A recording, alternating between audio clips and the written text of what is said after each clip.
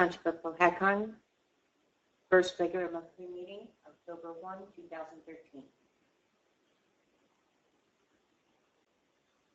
Powhatan Township, regular monthly meeting, October 1, 2013.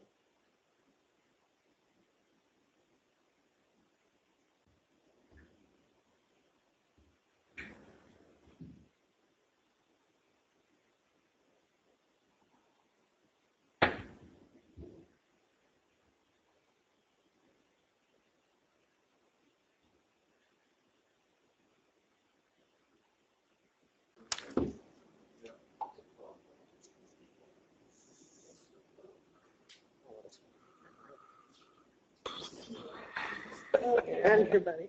All right. All right, I call this meeting to order at 7:02 p.m. Adequate notice of this meeting has been given to the Express Times and Star Gazette, satisfying the requirements of the Open Public Meeting Act. If we could please stand for a silent prayer and flag salute.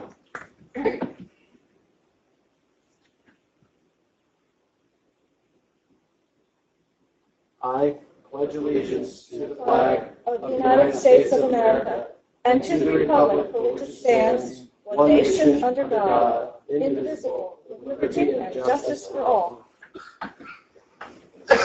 All right. Do I have a motion to pay the bills presented in proper form, signed by the director of each department and approved by the majority of the members listed on the bill list? So moved. Second. Okay, Becker, Yes. Slack, Yes. Angelic, Yes. and Luke, And we're pretty much done, yes. and Kern. Yes.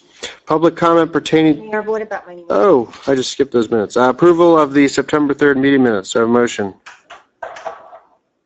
So moved. Is there a second? Okay, Becker, Yes. Slack, Yes. and Luke, Yes. Angelic, Yes. Kern. Yes. Okay, public comment pertaining to agenda items. Any public comment pertaining to agenda items? There being none, we will move on to the attorney's report, who is not here. He's ill this evening. But I think he got some antibiotics, so he'll be better. But he did request that we vote to waive the 48-hour rule. Yeah, I'll bring that up when we get to that ordinance. Yep. Okay. All right.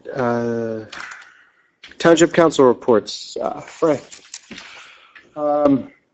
You think we had a historic Powhatan Historic Commission meeting last week, and that Mr. Weiss is suggesting that we do something in honor of Powhatan history and heritage. That we had some discussion, and we decided to declare the third Saturday in October Powhatan History and Heritage Day, and that coincides with the October, the PHHS house tour. And Mayor, you and Wanda, you put together a proclamation. I read it. It looks good to me. And I think we'll discuss that in the proclamation, I guess. I also saw in my mail, and I wasn't aware of this, that the Hickson Mixel House, 157 Route 519, is being considered for New Jersey State Review Board for Historic Sites for the nomination to the New Jersey and National Registers of Historic Places. And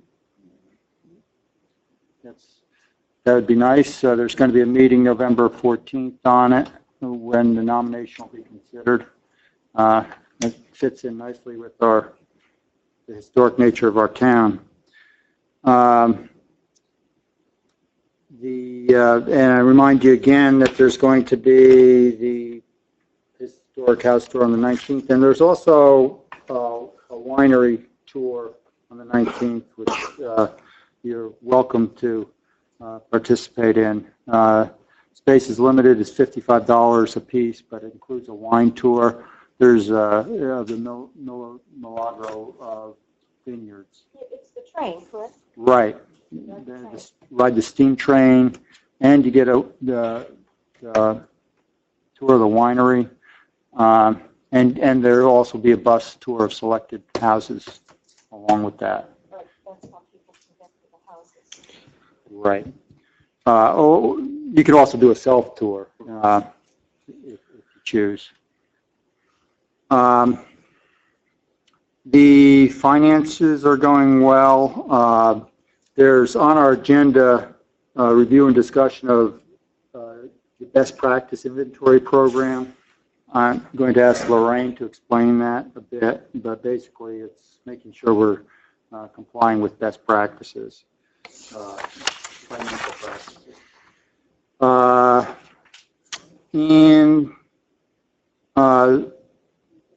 Gwen isn't here, but we got bids in for the River Road Bridge and for Maple Avenue improvement projects, and one came in a little over, one came in a little under. Net result was the bids came in about $4,000 less than we expected, so that was good.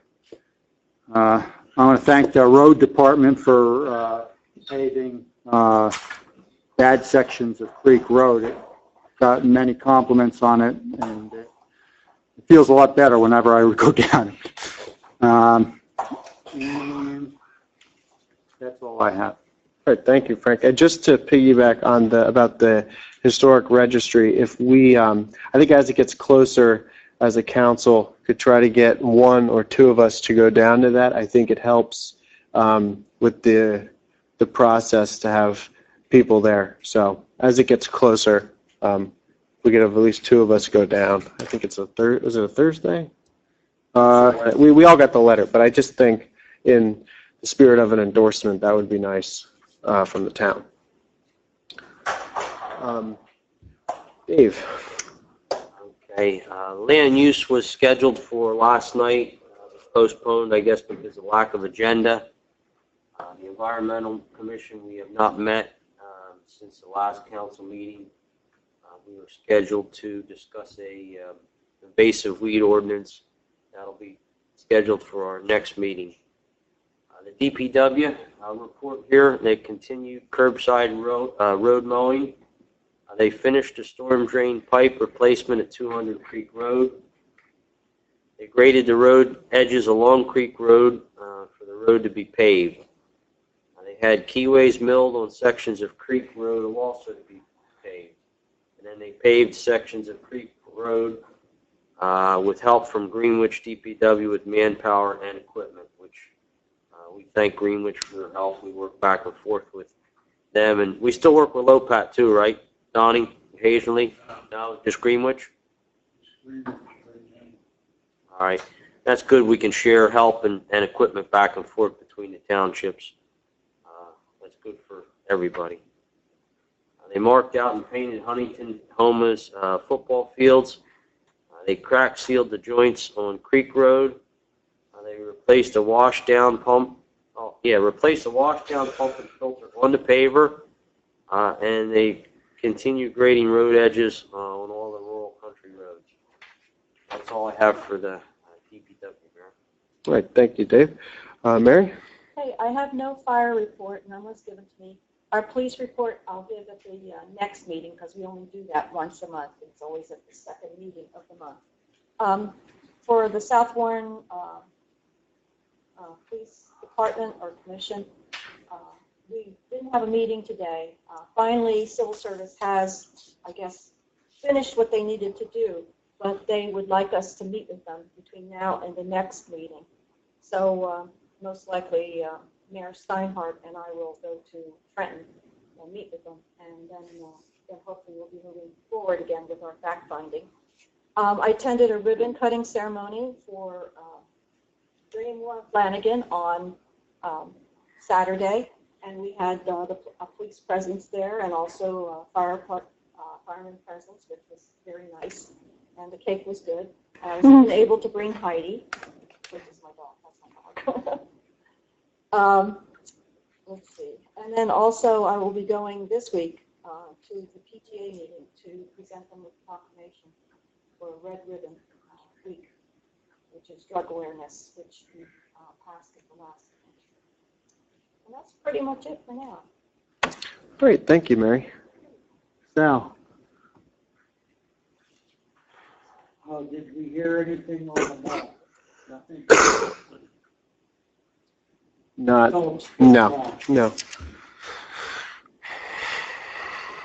Okay, what about the zoning officer?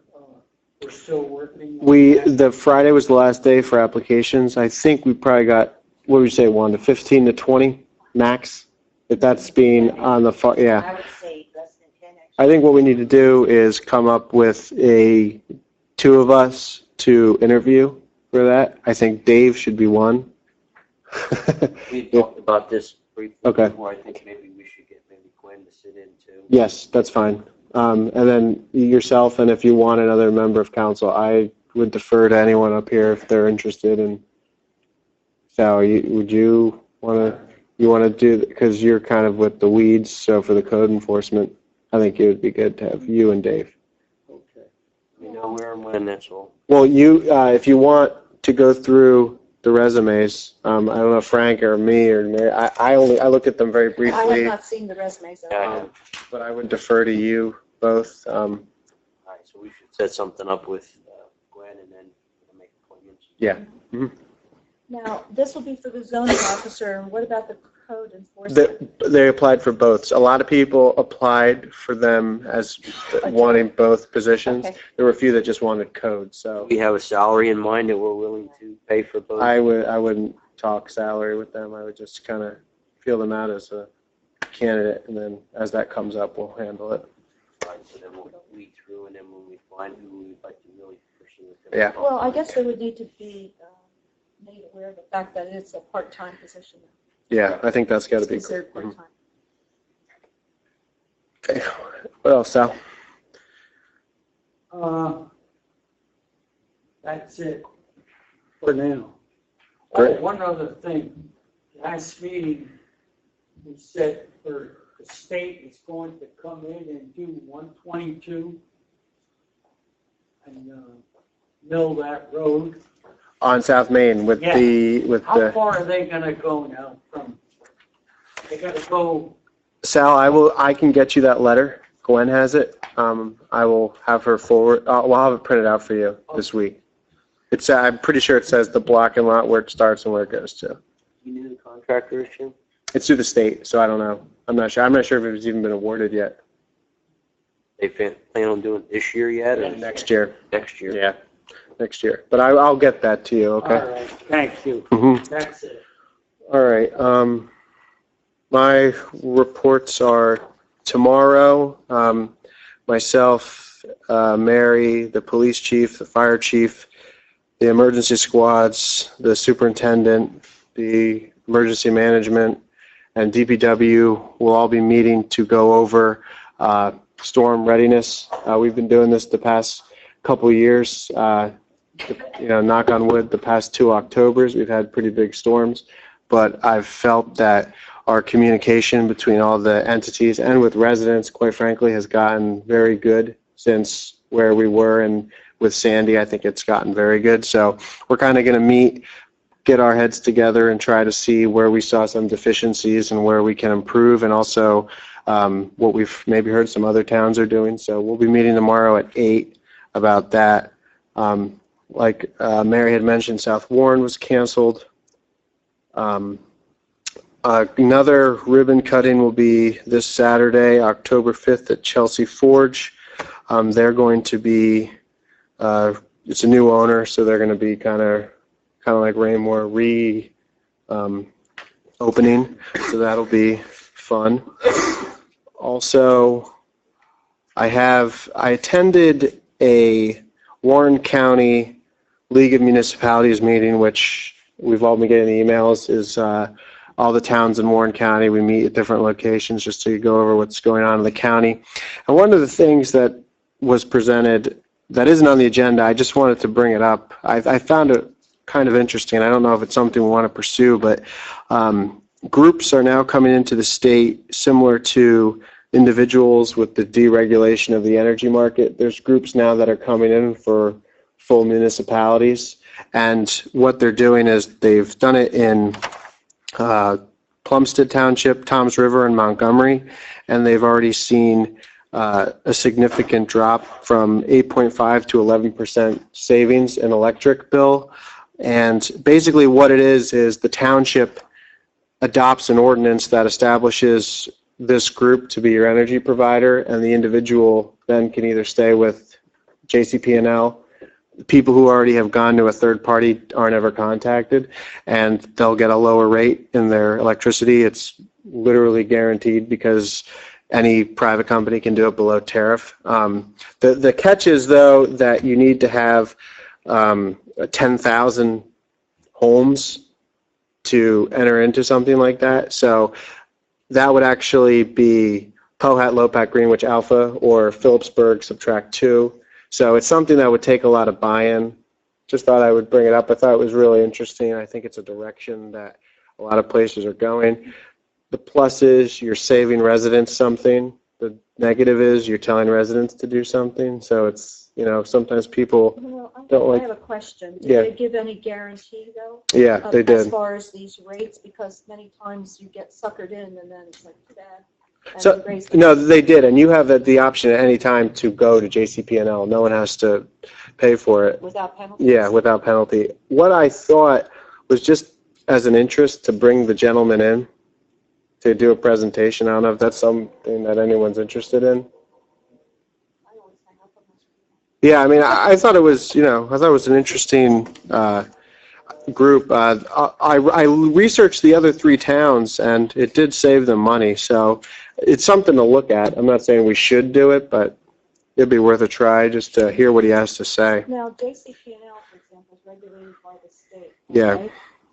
Yeah, basically, JCP&L still controls the poles, the lines, and the maintenance of everything. This is just who's providing the power. So JCP&L really doesn't care what you do as far as this is concerned. So it's just, I have mixed feelings about this type of stuff in general, but, you know, it's interesting to hear the information. So that's why I brought it up. Force people into it if they don't use it?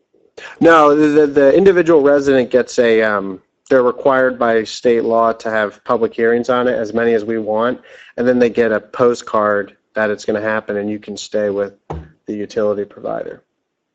But like I said, we don't even have enough population to pursue this ourselves, so just thought it was an interesting note. The other thing we got was Senator Doherty was there, and he is pushing his school aid bill, and he wants the towns to support this type of his legislation. And basically, just as a quick information, the way the state aid is set up now, it's not based that every student gets equal amount of aid, funding.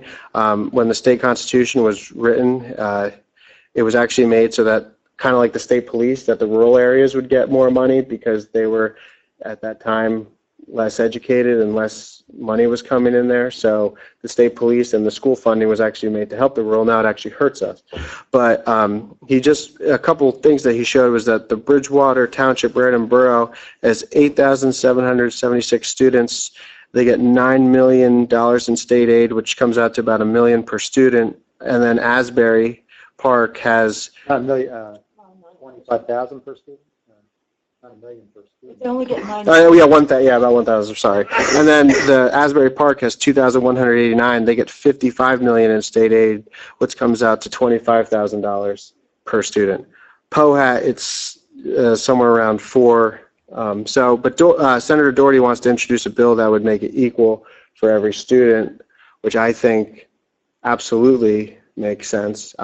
Whether or not that bill goes anywhere is probably very unlikely, considering that the 15% of the areas that would be affected by this negatively have larger representation in the legislature. So that's kind of where it's at. But he says, you know, the more pressure these towns can put on. So I said I'd bring it up to council, and there's a resolution on the agenda for that. Yeah. The other thing, if you have not noticed, the new website has gone up. There were some issues as far as the speed of it, as it's updating. Probably within the next week, it's going to get quicker. It's as it goes on to a new server, it takes time. So it's actually gone up 75% quicker actually in the past couple hours. So it's actually, moving. And obviously, there's a lot of content that still needs to be fixed as well. So we're going to be doing that. And I have an email into Jeff, who's the web designer, who's going to be coming out to meet with us sometime next week to go over training for the employees to post information on there. I noticed in the inventory of best practices there that, be helpful. Yeah, absolutely. The more info we can get up there, the more checks we can have taken off on there. So that'll be a great thing. There's one other thing that I had, and I've lost it.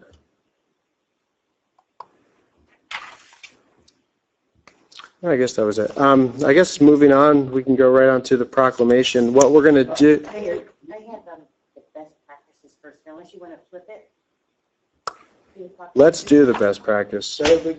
Can I just ask a question first? Were we going to discuss the wastewater management plan? I said I wanted to do it the 15th to give us time to read all that It's stuff. a lot. Okay. Yeah. So, yeah, I did have some comments. Yeah, I bet. Yeah, there's a lot. So I figured I'd push it off till the 15th of October to go over that. But yeah, we will. And Gene Weber will be here to answer any questions. Oh, the other thing, I do remember what it is. There's two more things.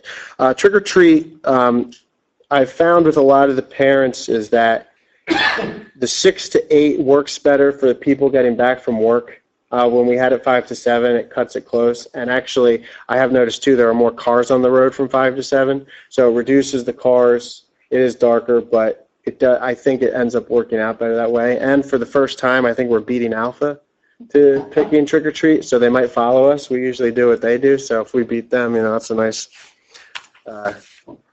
note there. And the other thing, I will need a motion. I've been working with Kevin on this, and I've spoke to, I think, most of you about an ordinance that would waive the mercantile license fees for businesses in town. I have it written so that it will be only businesses that are primarily legally located, and it's written in the language, but it's so that businesses that are based in Pohatcong, so Alba, Villa Milagro would get waived the fee. Walmart, Burger King would not. So it's our local businesses would receive a waivement of the fee.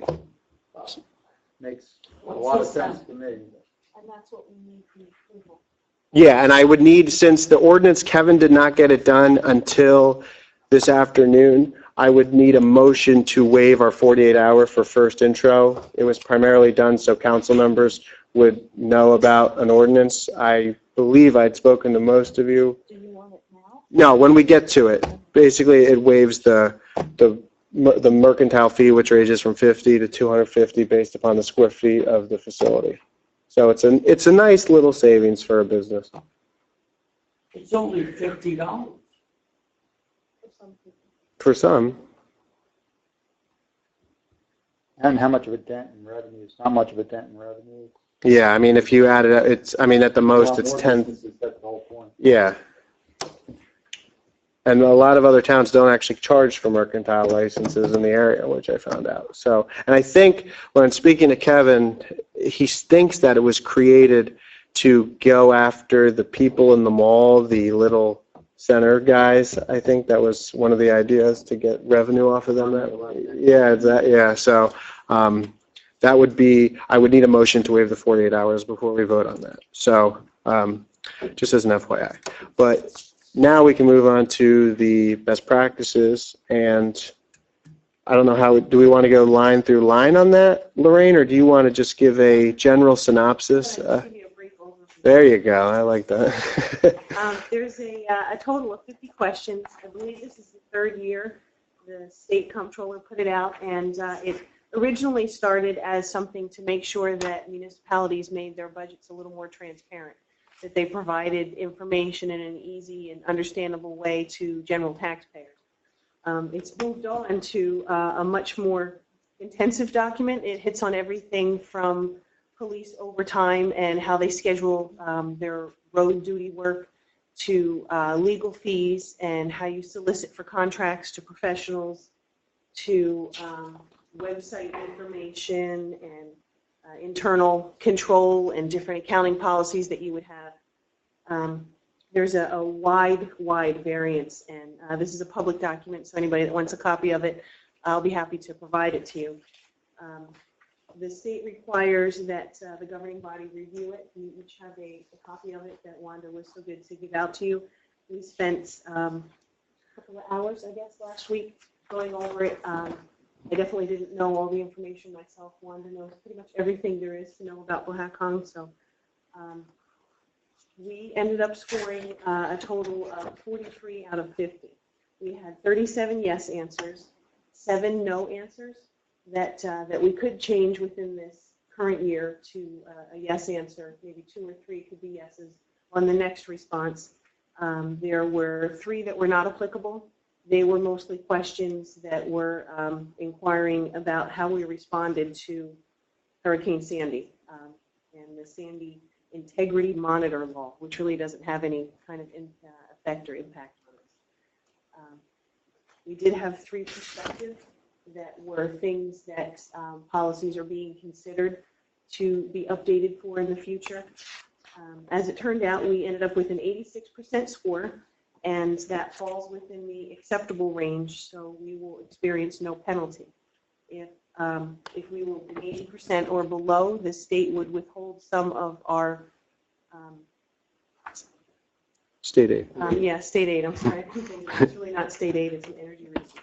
The state would not give us all of the aid that they promised, and our budget would be unbalanced, and it would be a really big problem. But we answered enough in the affirmative so that we will have no penalty whatsoever. Right, number 1 should be yes.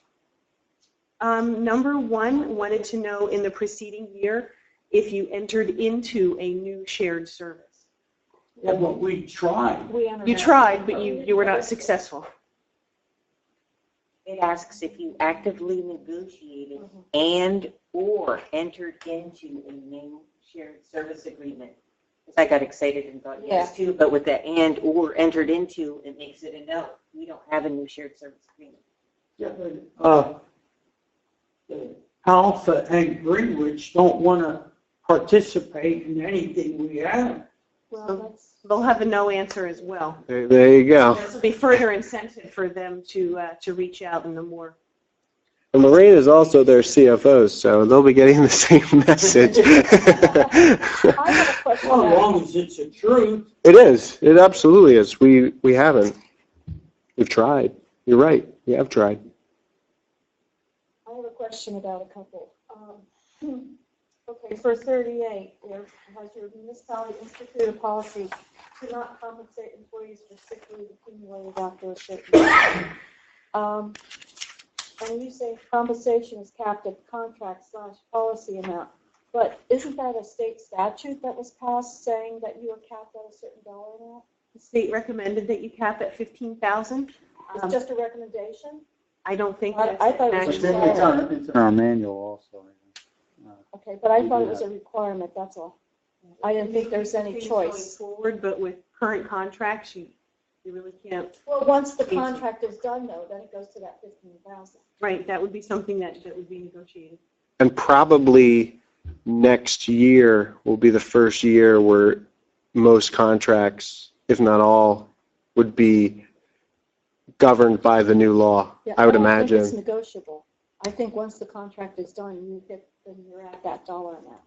I think it was for new hires or new employees. I'm not Yes. sure. A few years ago, it was for everyone. Our policies do cap it at it. Yeah, we do. We already cap it in amount. But see, this question is after a certain date.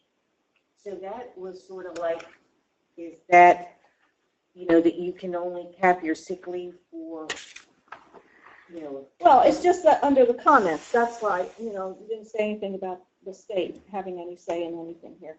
You just referred to contracts and things like that. But if it's not a big deal, then it's not a big deal. Okay, let's move on to number 45.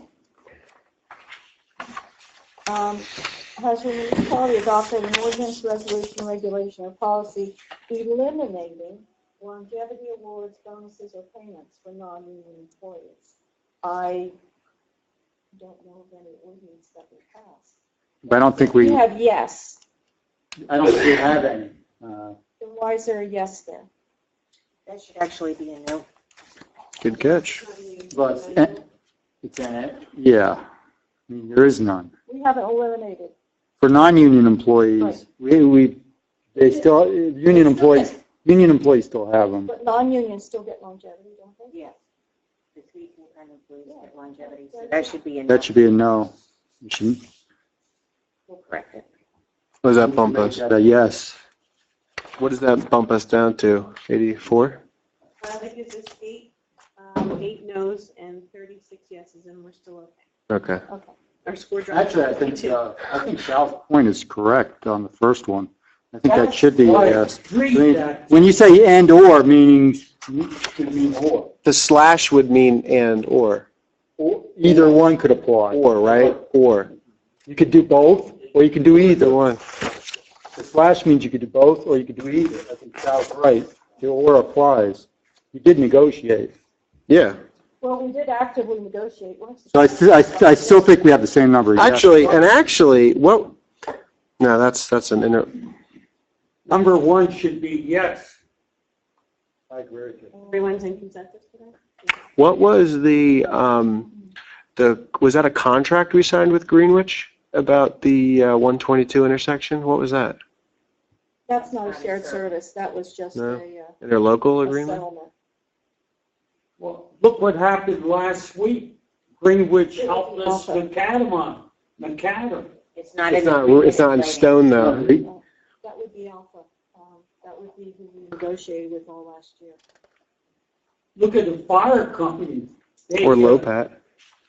Well, the South Line? Yeah, that counts I guess too. you could consider that, but that isn't negotiations, whereas Alpha Or really Phillipsburg. was. Alpha Phillipsburg was too. At the AOC. ACL. ACO, that was a, No, it didn't really get on that. there was a piece of paper though. There was, There was a contract. yeah. Is that the issue though? You're right, okay. Well, Does anyone else? take a look at the ladder truck. We use Alpha's ladder truck. But those aren't, that's mutual aid. That's not a Yeah. shared service. Need an agreement. You need a signed agreement Right. between the two municipalities saying we're going to share services. I just want to know if we actively negotiate. Back where we started. We did actively. I think that's fair. I think we did. Absolutely. So, but Mary, you're the English teacher. If I say to you, did you actively negotiate a contract and enter into at least one new shared service agreement? The answer is no. That's You correct. say or, Did you actively negotiate or enter a new shared service agreement? It's sort of yes or, yeah. it is yes. See, I think the slash means that it's So one or then the you other. make that a yes. Well, make it a yes, but put in the comment that we actively negotiated, but we're unsuccessful. They should just change that question because if It you, is if confusing. actively negotiating counts as it, then if you actively negotiate, then you would have had a shared service. So it should have been, have you actively negotiated? And last year, the question was that you had to do both. That's, yes, maybe it changed. Yeah. Yeah, they did reword some of these questions. Last year, it was that you had to negotiate and enter into. So the and or will Yeah. benefits. Shows that Okay. you're making the attempt. Right. There you go. All right, so Good catch, Sal. that's going to be a yes. Okay. So we're back where we started. now. We're even. All right. Yeah. Any other questions, comments? Yeah, I'm probably afraid to. Okay, well, I'll make those changes. I'll tell you, this was tricky because you have to like read it a couple of times. Now, what's their intent here? Because they love to throw all kinds of, Lorraine, I have a question. We spoke about this earlier, about the elected officials attending seminars or learning sessions. How is that done? Is that, required, if it's required. If, but how do we require, we would pass a Ordinance resolution or resol- that each member of the governing body would be required to. But resolutions can be ignored. So like what, so if we have a resolution and a member doesn't go, then do we get, how does that work? That's Ordinances are permanent, resolutions are for the year. no, but resolutions are statements. They're formalized statements. They're the official they're not statement of the town, so they're not binding by law or anything. So, like I'm saying, if someone got elected and said, I'm not going to any of your things, but we still had this on the books, would we get credit for it? Or is that a Kevin question? Yeah, yeah, this is not like an enforceable document. It's not like someone's going to come after you and say, hey, you didn't go to your class last year, I'm taking 1% of your state aid. There's not. But we should do that one too. That's They an were easy. very specific about the different courses too, though. It's the intent. We'll do some more next year. I mean, Yeah, we could probably do some, I think in some of your perspectives will turn into yeses. Training. So I think, I know. I think it's a healthy exercise. I do too. Some of these questions, they're probing questions, and I think they're healthy questions. Yeah, They're absolutely. looking at. And just with that little carrot that they give you, it makes you, What your state aid. yeah, you're staying. It's giving you your own money back, basically. Little carrot. There was, at the GFOA conference last week, there was quite an uproar when the state treasurer came in and spoke about state aid. There was a particular finance officer, Lou Neely from New Brunswick, who just reads the state up and down every year. And he let them know that it's an illegal act, that they've taken a local revenue and now they're not even giving it all back to us, and they're threatening with this action. And he had all sorts of really good comments to say to them. We'll take it under advisement. We're from the state, and we're here to help. Yeah, we can't comment on that. All right, so do we move to approve and adopt that, or what's the? No, I just got it tonight. I didn't have a chance, to read this thing.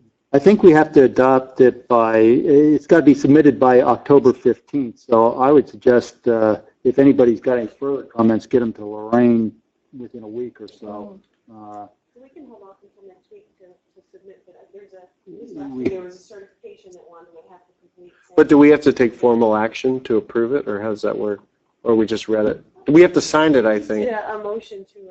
To acknowledge that each of you have read and Okay. have reviewed at this meeting in public, which we have. So let's do a motion to do that. I'll move it.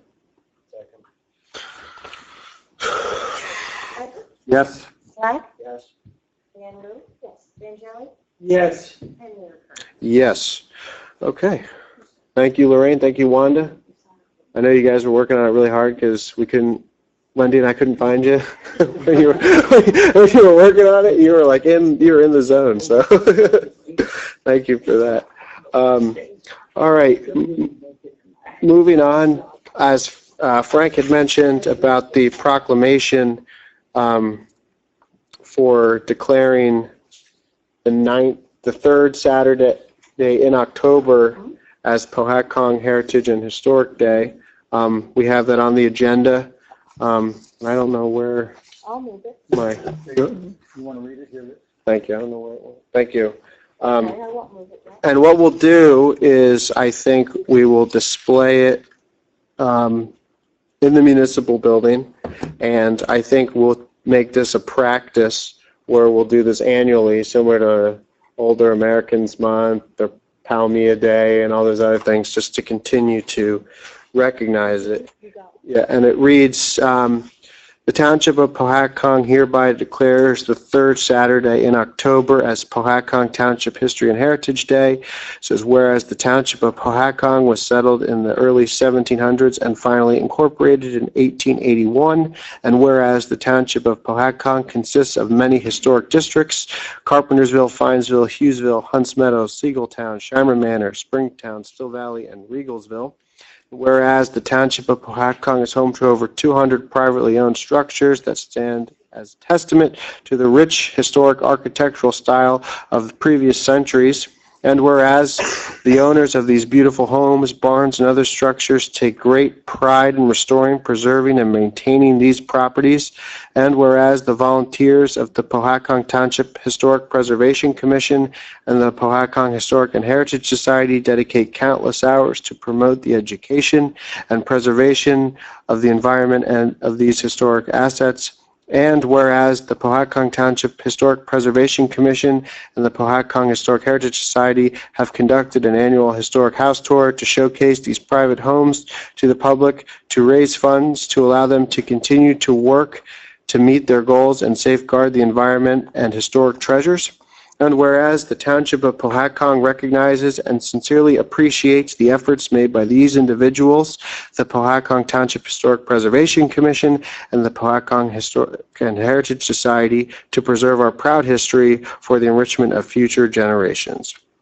So that is going to be for, I believe, a vote, and then we will display this. I know that Kurt Weiss is here, our chairman, who does great work for them, as well as the society with Mr. Margulies. So we thank you, and we will hopefully have this framed and put up with our other historic posters in the main foyer area for people to see. Because I'll move it.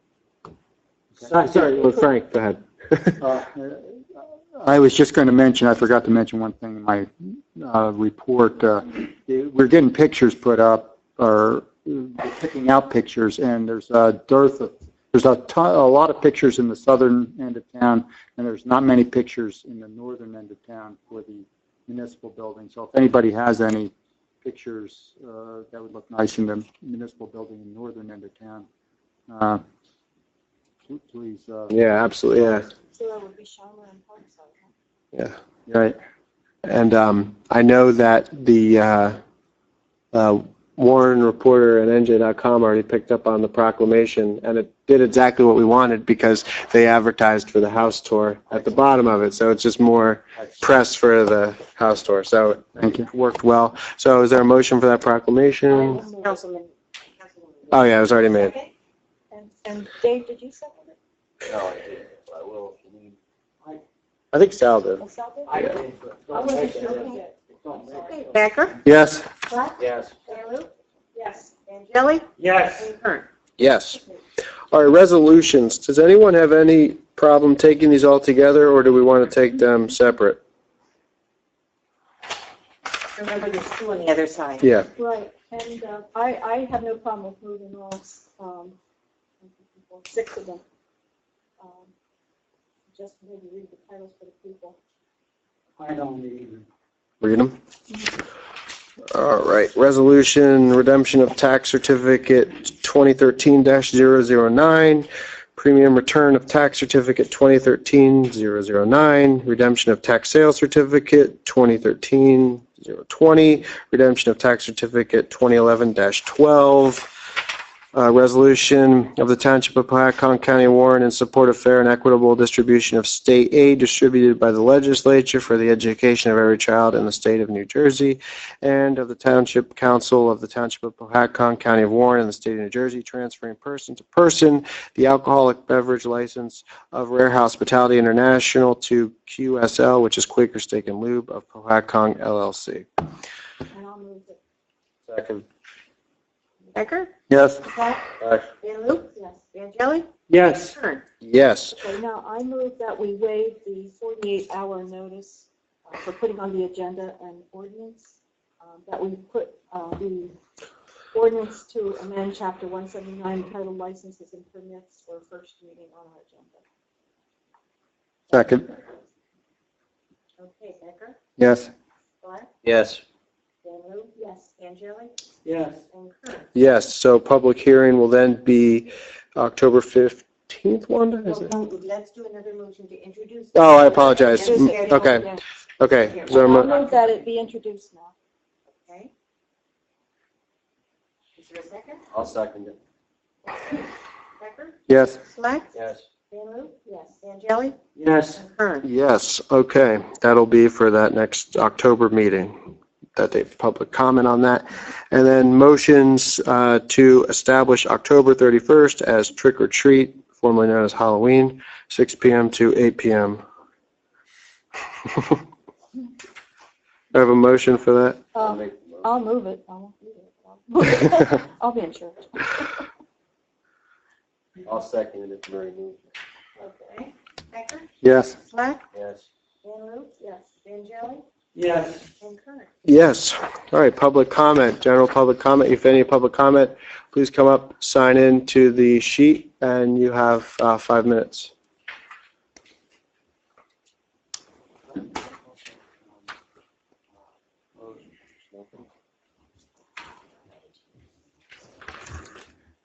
Good evening, Mayor, Council.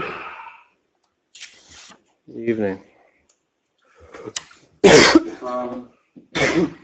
And I know to some extent I might be beating a dead horse, but a little bit confused. It came up during the last land use board meeting, and I know you guys were asked about the magic $300,000 at the August 20th meeting and the meeting afterwards.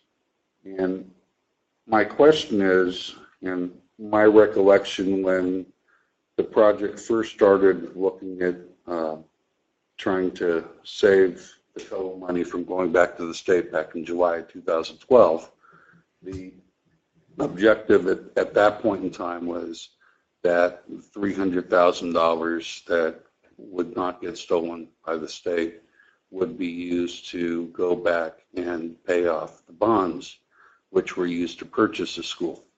My recollection is that the school was purchased somewhere north of $500,000. Bonds were issued to buy the school at that time. I could be wrong, but I don't think we've paid them off yet. So in theory, any money that would be in a reimbursement that would come back from that would, my understanding of a reimbursement would be taking that money and going back and paying off the bonds that were used originally to purchase the school. And from what I heard in questions that were asked by residents in the last two meetings, it seems that this $300,000 is being used as part of a capital project being put into this building. And at that time, the comment was made something effective, and that's what was originally planned. However, when this project to renovate this building was taking place, the bonds were floated for that project. The whole concept of getting COA money back in this way wasn't even on the table. It didn't exist. There was no plan to use the COA money at that time.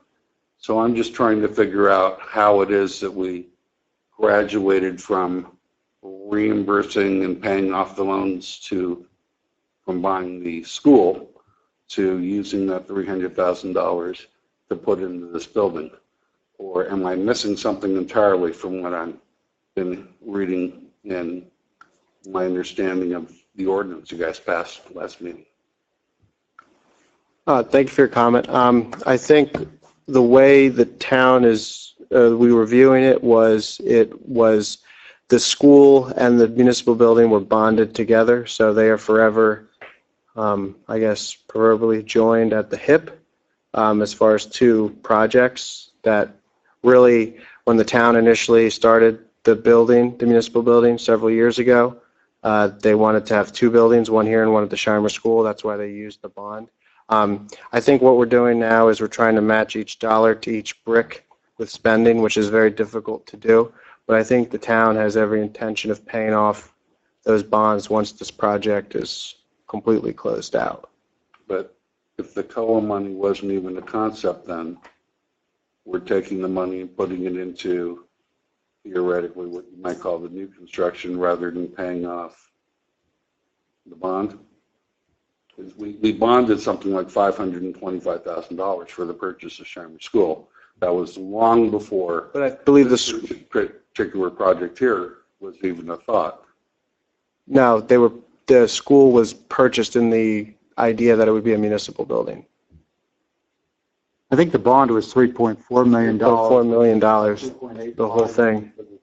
For the municipal building. And when you look up the architecture, Including yeah. 5.5, got it up to 3.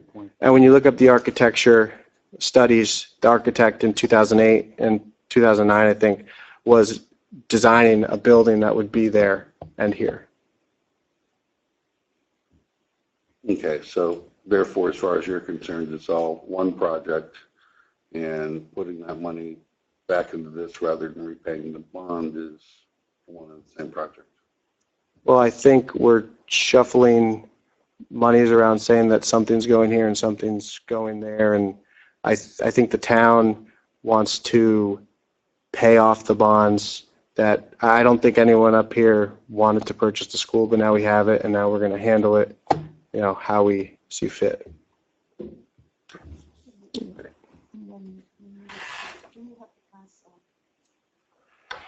Was it a year or two ago, something stating that those monies would be used for the school? Yeah, they would take it, yeah. Any other public comment?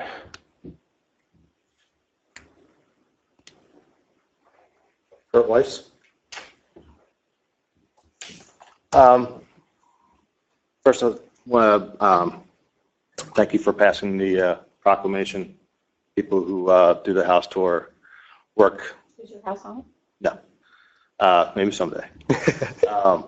But Frank knows, and I think a lot of you know that they really work a lot of hours and put a lot of time into it, especially the house tour, and they deserve a lot of recognition for what they do. The next thing I wanted to ask about is the mercantile tax.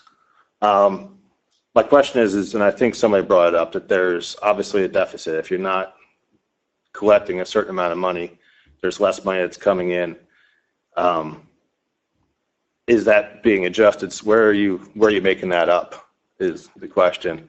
And then the second question would be, I also have an understanding that it keeps businesses honest to a certain point. You're not, maybe just with the mall, but maybe there's other places that they have that mercantile license, they pay that fee.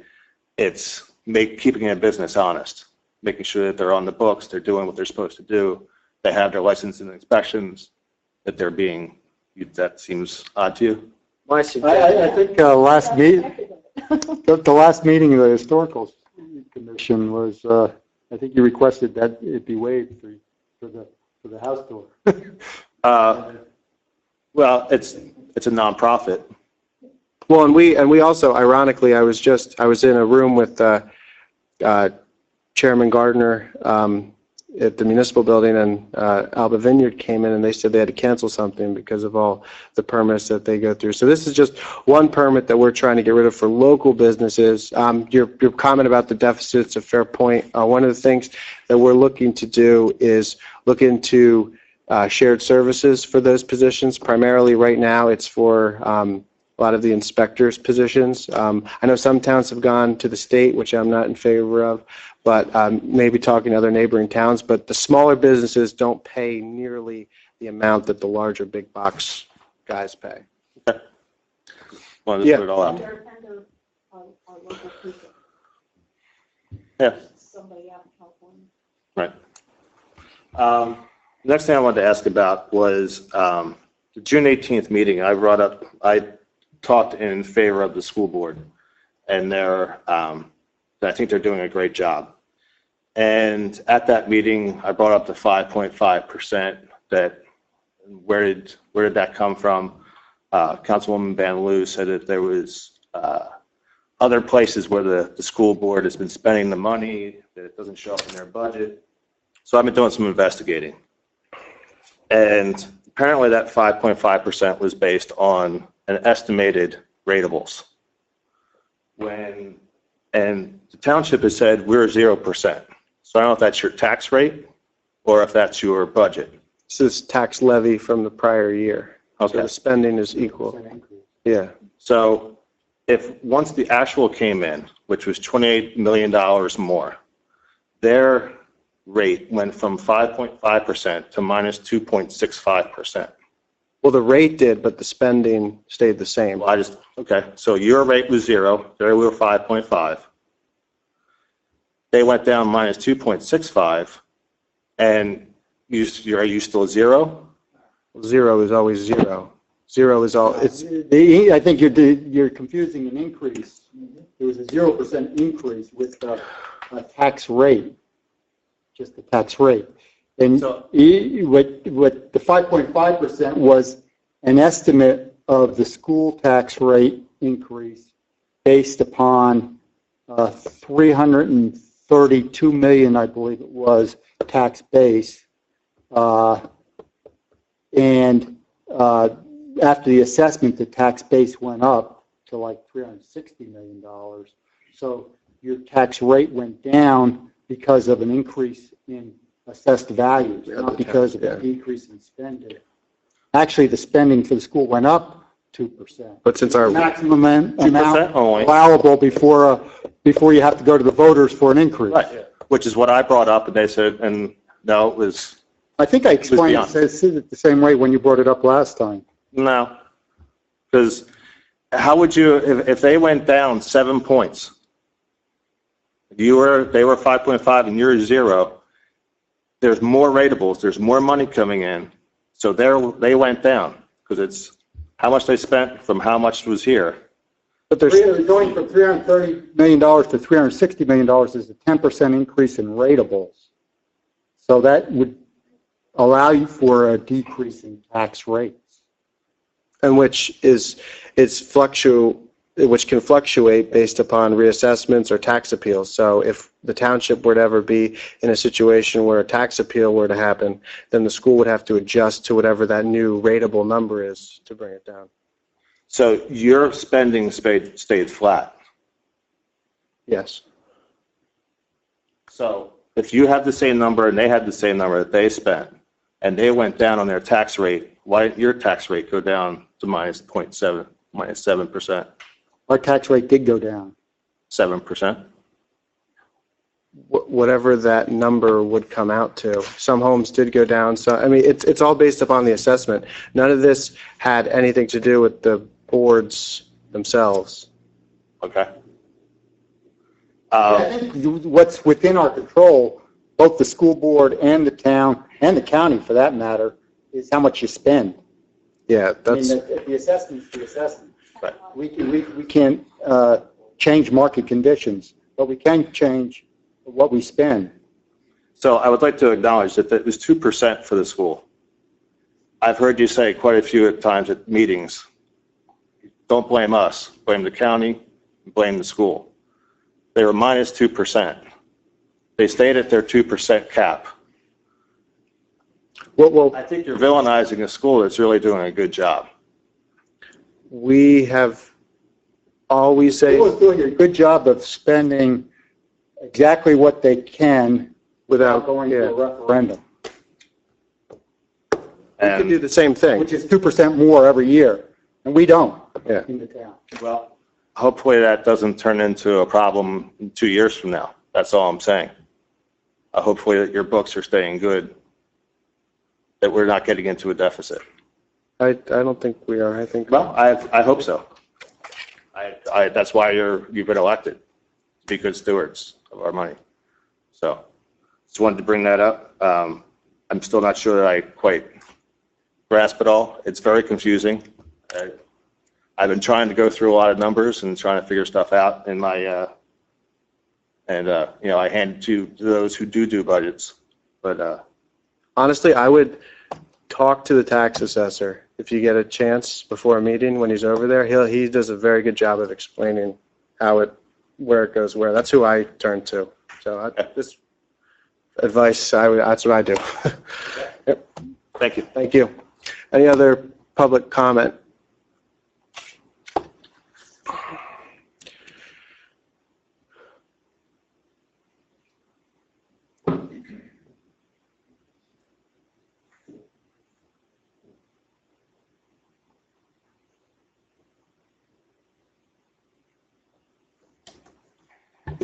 Jerry Kern. I applaud the board for the mercantile license. For the township people, anytime you can reduce the cost for someone to be involved with business is a good thing. And a lot of times that will pay for itself threefold if a business is going to start. They don't need any extra cost. There's plenty of extra costs already to start a business. So any amount, even it being small as this is a help. It still doesn't change the fact that the other businesses, Walmart and everywhere else, will be paying. So it's a good thing for Powhatan residents. And anytime you associate what we pay with valuation, it can become very confusing, as we just heard. An easy way I find to look at it is, are you spending more than the last year? That's what it comes down to. And this council has done a good job, fantastic job, this council, in not spending more than the prior year. Unlike our school board, who chooses to spend as much as they can to their max. So much so that they choose to charge residents of Powhatan an extra fee for extra funds so that they can choose to invest it how they like, even though it being just for capital gain improvements. I don't call that a good steward of our money. And I hope in the next election that some changes will take place. But I think this council's done a great job in holding that flat, and I would hope that the school board and future school boards would try to do the same, take the same policy. People need to be able to afford to live here.